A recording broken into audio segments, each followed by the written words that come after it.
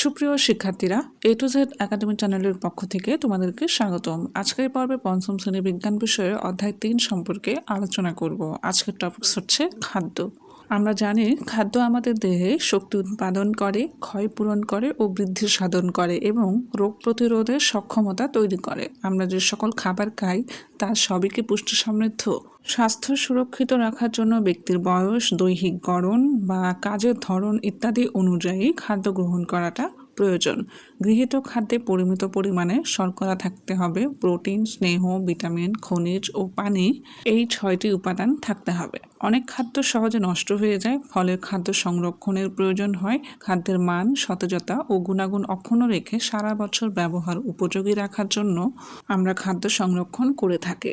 1 নম্বর topic হচ্ছে সুষম খাদ্য। যেসব খাবারে পরিমিত পরিমাণে শর্করা, প্রোটিন, স্নেহ, ভিটামিন, খনিজ ও পানি, এই 6টি উপাদান উপস্থিত থাকে তাকেই আমরা সুষম খাদ্য বলে থাকি। প্রতিদিনের খাদ্য তালিকায় শর্করা, আমিষ ও চর্বি জাতীয় খাদ্য হিসেবে ভাত, রুটি, মাছ, মাংস, ডিম, দুধ, তেল, বাদাম এসব থাকে।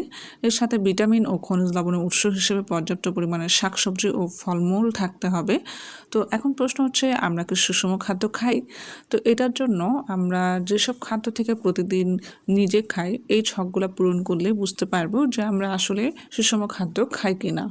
এখানে খাদ্য দল হিসেবে কয়েকটা খাবার সিলেক্ট করা হয়েছে। যেমন প্রথমে হচ্ছে শর্করা, খাদ্যের নাম হবে ভাত, রুটি, আলু, এর মধ্যে নিজে খাই ভাত আর রুটি। এরপর হচ্ছে আমিষ, আমিষের খাদ্যের নাম হচ্ছে মাছ, মাংস, ডিম, ডাল, এর মধ্যে নিজে খাই মাছ, ডিম, ডাল। এরপরে খাদ্যের নাম হচ্ছে স্নেহ বা চর্বি, এখানে খাদ্যের নাম হবে তেল, ঘি, মাখন, আমরা নিজেরা খাই সয়াবিন তেল আর ঘি। তারপর হচ্ছে ভিটামিন ও খনিজ লবণ, এর মধ্যে খাদ্যের নাম হলো শাকসবজি, ফলমূল, তার মধ্যে নিজে খাই লাল শাক, কলা।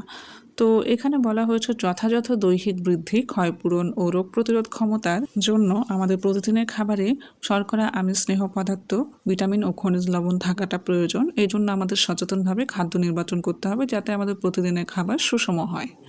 এই ছিল আজকের পর্ব। পরবর্তী ভিডিওগুলো পেতে আমার চ্যানেলটি সাবস্ক্রাইব করুন। ধন্যবাদ।